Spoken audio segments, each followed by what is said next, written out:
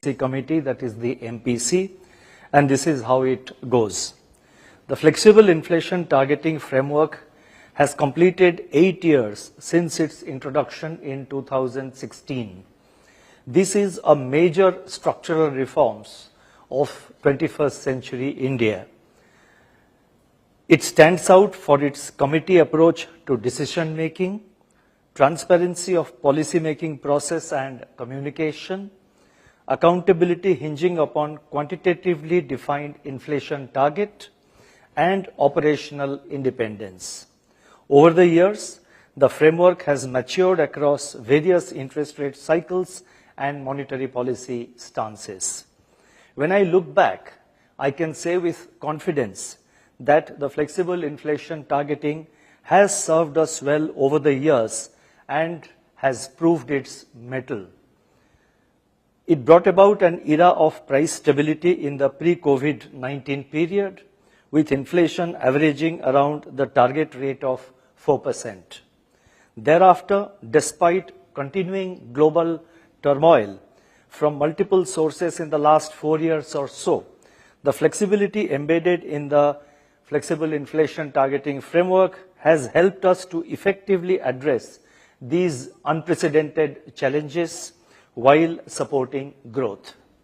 Monetary policy in India was able to respond to the economic slowdown decisively and swiftly in the wake of the COVID-19 pandemic, and again preemptively during the build-up of inflationary pressures after the war began in Ukraine in early 2022. The prevailing well-balanced growth inflation dynamics is indeed a testimony to the success of this monetary policy framework. Let me now turn to the decisions and deliberations of the Monetary Policy Committee. The Monetary Policy Committee met on, and this time, as you would be aware, this time we have 3 new external members in the MPC. The Monetary Policy Committee with 3 new external members met on 7th, 8th and 9th October. And after assessing the evolving macroeconomic and financial conditions and the outlook, the MPC decided by a majority of 5 out of 6 members to keep the policy repo rate unchanged at 6.5%. Consequently, the standing deposit facility, that is the SDF rate, remains at 6.25%, and the marginal standing facility, that is the MSF rate and the bank rate, they stand at 6.75%.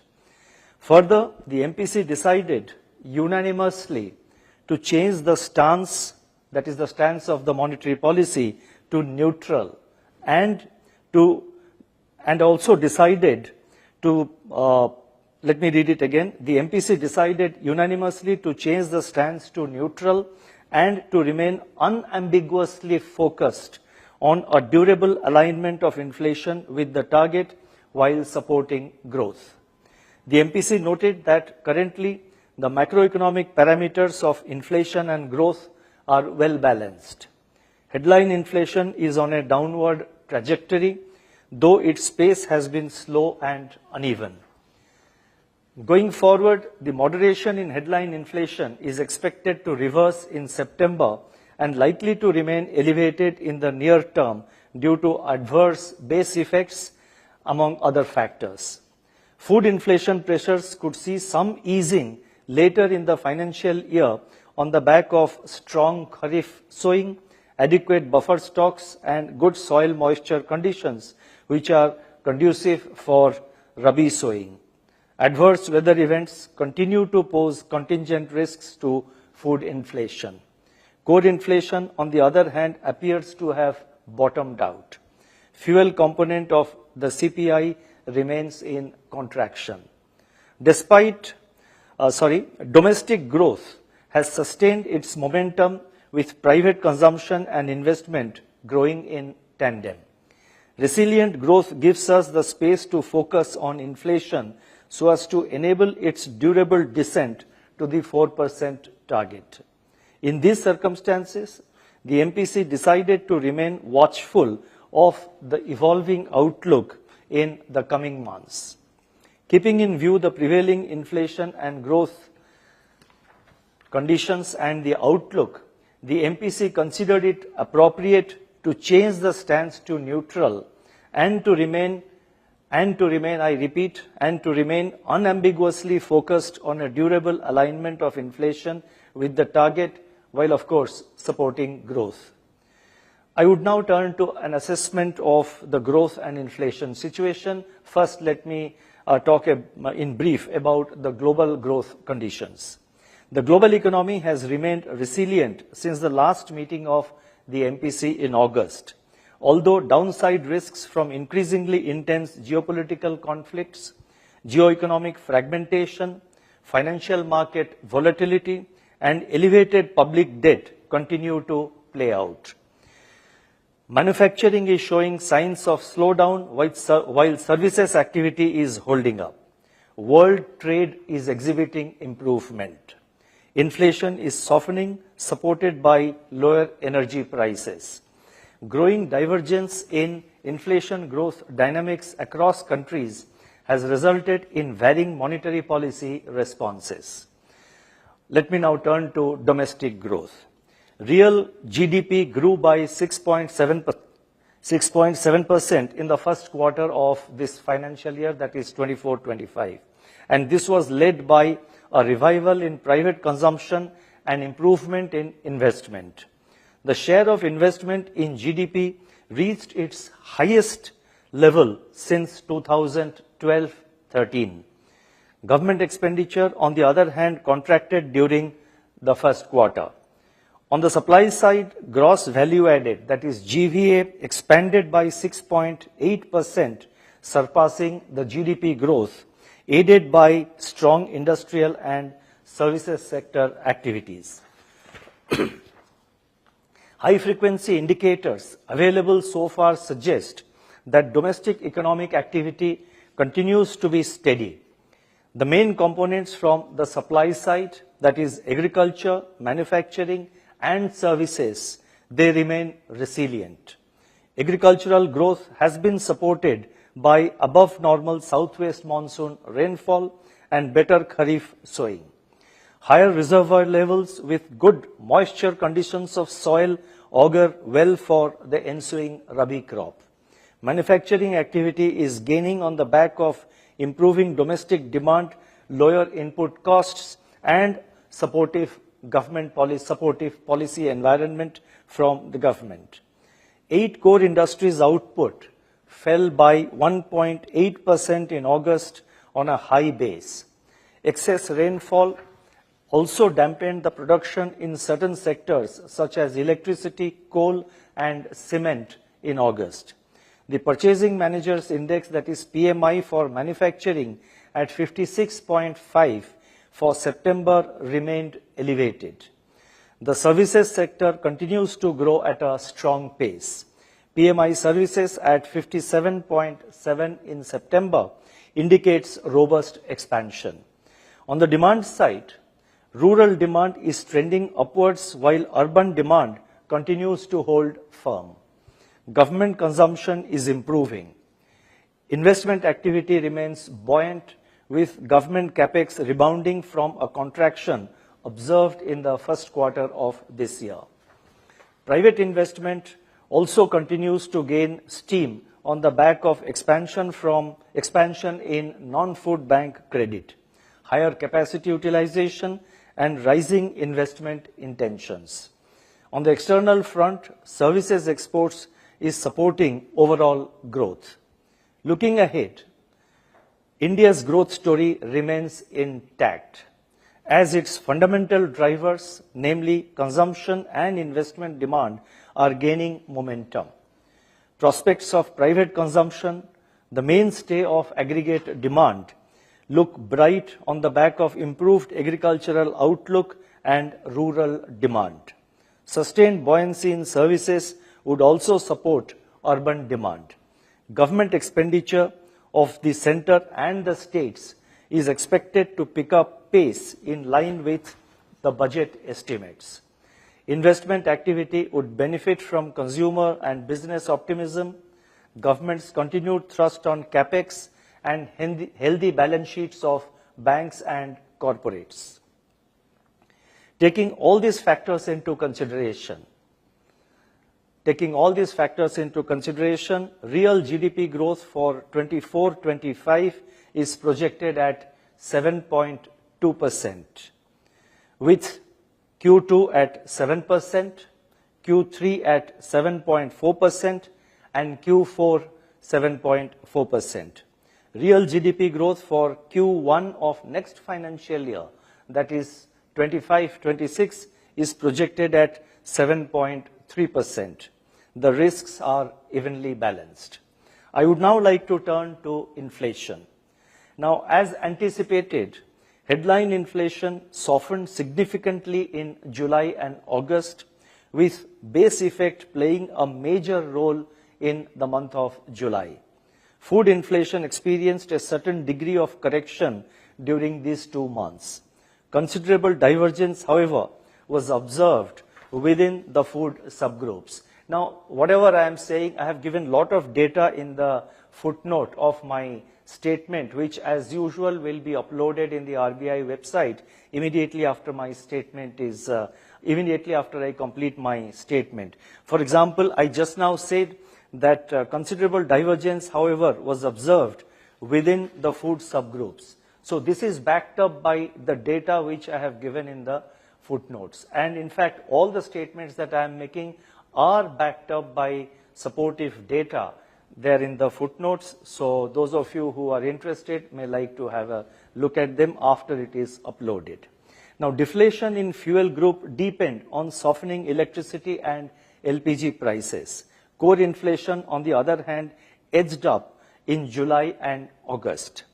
The CPI print for the month of September is expected to see a big jump due to unfavorable base effects and pick up in food price momentum. And this would be caused by the lingering effects of a shortfall in production of onion, potato, and chana dal, that is gram, in 2023-24, among other factors. The headline inflation trajectory, however, is projected to sequentially moderate in Q4 of the current financial year due to good kharif harvest, ample buffer stocks of cereals, and a likely good crop in the ensuing Rabi season. Unexpected weather events and worsening geopolitical conflicts continue as major upside risks to inflation. International crude prices have become volatile in the month of October, that is in the current month. The recent uptick in food and metal prices, and this is very important, the recent uptick in food and metal prices as seen in the FAO, that is Food and Agricultural Organization, and the World Bank price indices for September, if sustained, can add to the upside risks to CPI inflation. Taking into account all these factors, CPI inflation for 2024-25, that is for the current year, is projected at 4.5%, with Q2 at 4.1%, Q3 at 4.8%, and Q4 at 4.2%. CPI inflation for the first quarter, that is Q1 of next financial year, that is 2025-26, is projected at 4.3%. The risks are evenly balanced.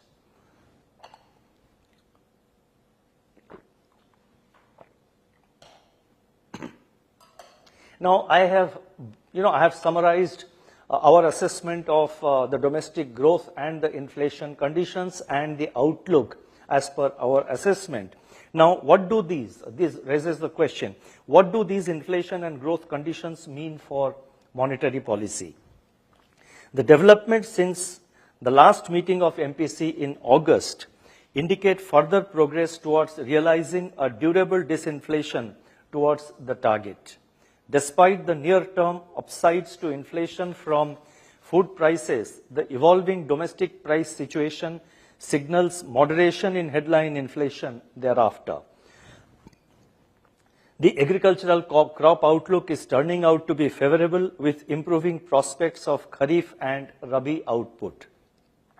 These factors could lead to an easing of food inflation pressures, but this optimism is subject to weather-related shocks, if any. Core inflation is likely to remain broadly contained on continuing transmission of past monetary policy actions, unless, of course, there are surprises in global commodity prices. The prevailing and expected inflation growth balance, please mark my words, the prevailing and the expected inflation growth balance have created congenial conditions for a change in monetary policy stance to neutral.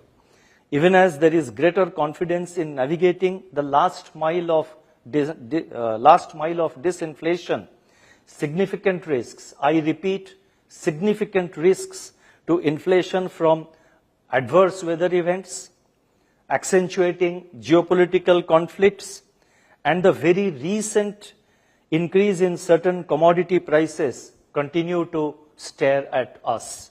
The adverse impact of these risks cannot be undermined, cannot be underestimated.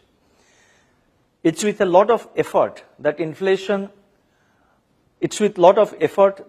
inflation horse has been brought to the stable, that is closer to the target within the tolerance band compared to its highest or heightened levels 2 years ago. We have to be very careful about opening the gate, as the horse may simply bolt again. We must keep the horse in tight leash so that we do not lose control. Going forward, we need to closely monitor the evolving conditions for further confirmation of the disinflationary impulses. I would now like to turn to the liquidity and financial market conditions.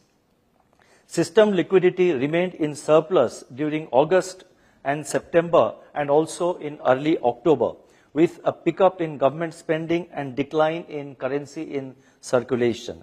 Liquidity conditions, however, had turned into deficit for a brief period during the latter half of September, with the buildup of government cash balances on account of tax-related outflows.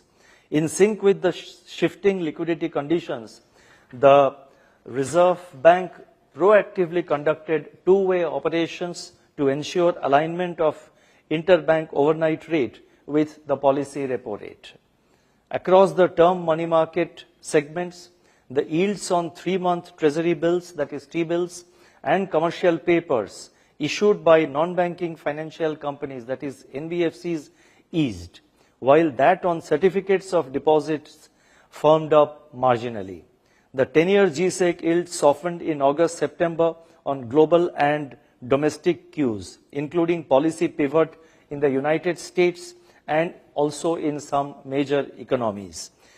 And also, these are not the only factors, but the yields in August-September, I'm talking about the 10-year G-Sec yields, they softened somewhat in August and September due to multiple factors, which would include pivot in the monetary policy of the US and some major economies, improved global investor sentiment, benign domestic inflation, and accelerated fiscal consolidation. The term premium, that is 10-year G-Sec yield minus 3-month T-bills yield, has remained stable in the recent few months. Transmission to the credit market has been satisfactory. Moving forward, the Reserve Bank will continue to be nimble and flexible in its liquidity management operations. We will deploy an appropriate mix of instruments to modulate both frictional and durable liquidity so as to ensure that money market interest rates evolve in an orderly manner. During the current financial year, that is up to 8th of October, that is till yesterday, the exchange rate of the Indian rupee has remained largely range-bound. The Indian rupee also continued to be the least volatile among peer EME currencies. This was so even during the high volatile episode following the unwinding of the yen carry trade in early August this year. The lower volatility of the Indian rupee reflects India's strong macroeconomic fundamentals and improved external sector outlook. I would now turn to financial stability. The health parameters of banks and NBFCs in India continue to be strong. There has been some recent commentary on the likelihood of stress build-up in a few unsecured loan segments like loans for consumption purposes, microfinance loans, and credit card outstandings. The Reserve Bank is closely monitoring the incoming information and will take measures as may be considered necessary. Banks and NBFCs on their part need to carefully assess their individual exposures in these areas, both in terms of size and quality.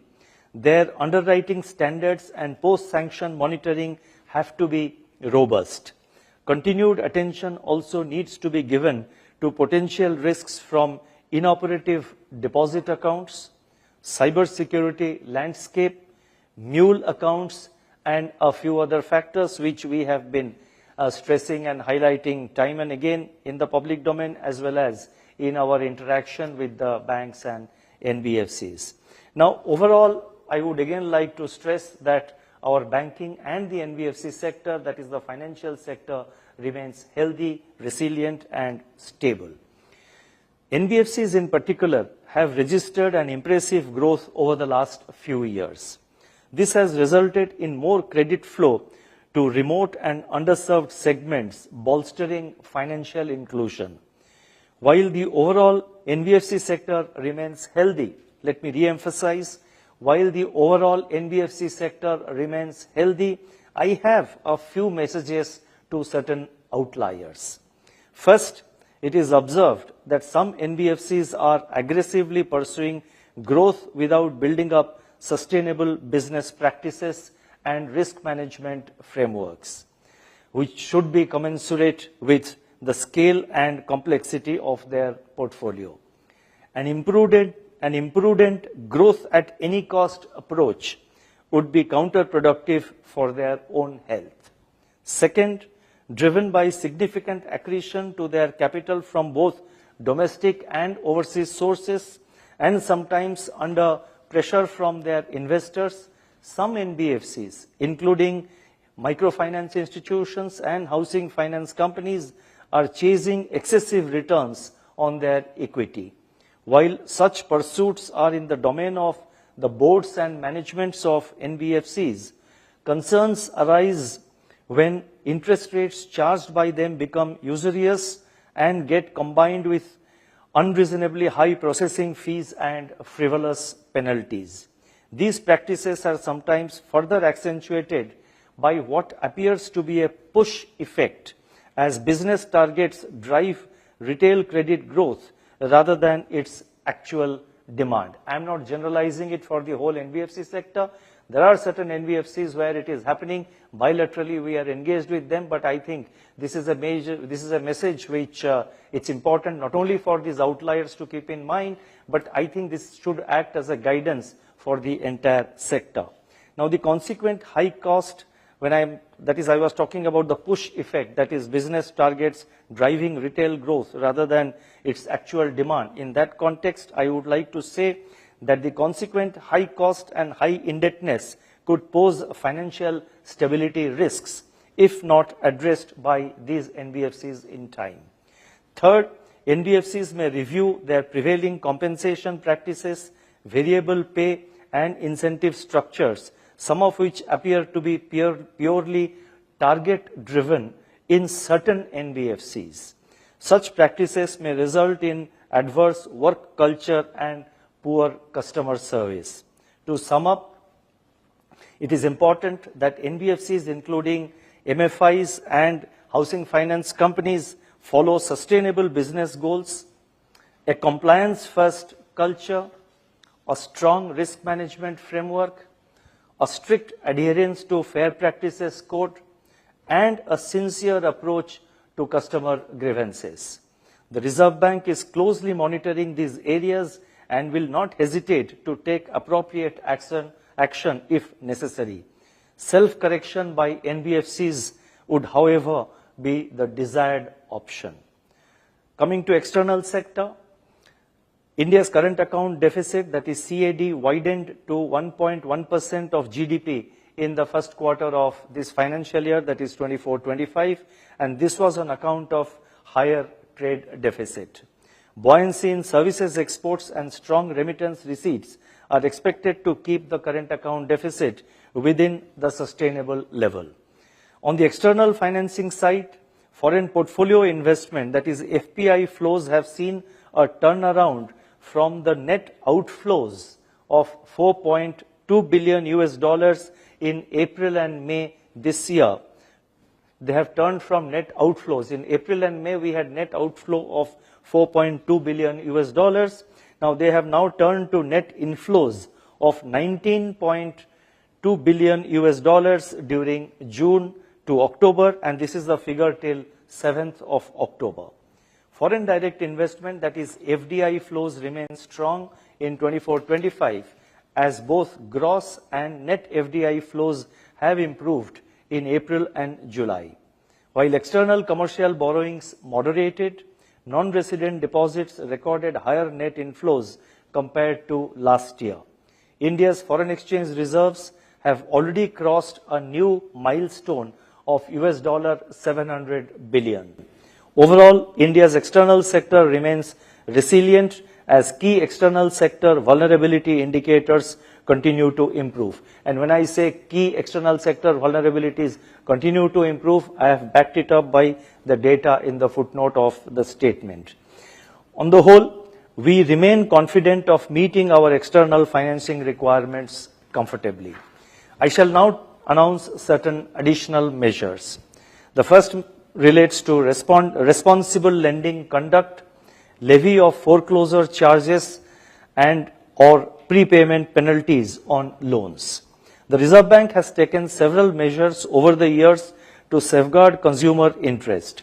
As part of these measures, banks and NBFCs are not permitted to levy foreclosure charges or prepayment penalties on any floating rate term loan sanctioned to individual borrowers for non-business purposes. That is, for purposes other than business. It is now proposed to broaden the scope of these guidelines to include loans to micro and small enterprises, that is MSEs. A draft circular in this regard shall be issued for public consultation. The second announcement relates to discussion paper on capital raising avenues for primary urban cooperative banks, that is for UCBs. The Reserve Bank has undertaken several initiatives in recent years to strengthen the UCB sector. Such initiatives include issuance of regulatory guidelines in 2022 for issue and regulation of share capital and securities by the urban cooperative banks. To provide more flexibility and avenues to the UCBs, that is urban cooperative banks, to raise capital, a discussion paper on capital raising avenues for UCBs will be issued for feedback and suggestions from stakeholders. The third announcement relates to creation of Reserve Bank Climate Risk Information System. Climate change is emerging as a significant risk to financial system world over. This makes it necessary for regulated entities to undertake robust climate risk assessment, which is sometimes hindered by gaps in high-quality climate-related data. To bridge these data gaps, the Reserve Bank proposes to create a data repository, namely the Reserve Bank Climate Risk Information System, or in short RBCRIS, Reserve Bank Climate Risk Information System, that is RBCRIS. The next announcement relates to UPI, where we are enhancing certain limits for the various transactions. UPI has transformed India's financial landscape by making digital payments accessible and inclusive through continuous innovation and adaptation. To further encourage wider adoption of UPI and make it more inclusive, it has been decided first to enhance the per transaction limit. To enhance the per transaction limit in UPI 123 Pay from rupees 5,000 to rupees 10,000. And second, it has also been decided to increase the UPI Lite wallet limit from rupees 2,000 to rupees 5,000 and per transaction limit from rupees 500 to rupees 100. The final announcement relates to introduction of beneficiary account name lookup facility. Let me explain what it means.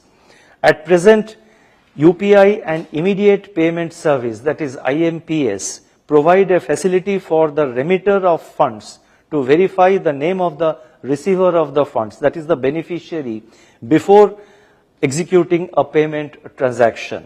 It is now proposed to introduce such a facility for RTGS as well as the NEFT systems. This facility will enable the remitter to verify the name of the account holder before effecting funds transfer to him or her through RTGS or NEFT. This facility will also have the effect of reducing the possibility of wrong credits and frauds. Let me now conclude. Today, the Indian economy presents a picture of stability and strength. The balance between inflation and growth is well poised. India's growth story remains intact. Inflation is on a declining path, although we still have a distance to cover.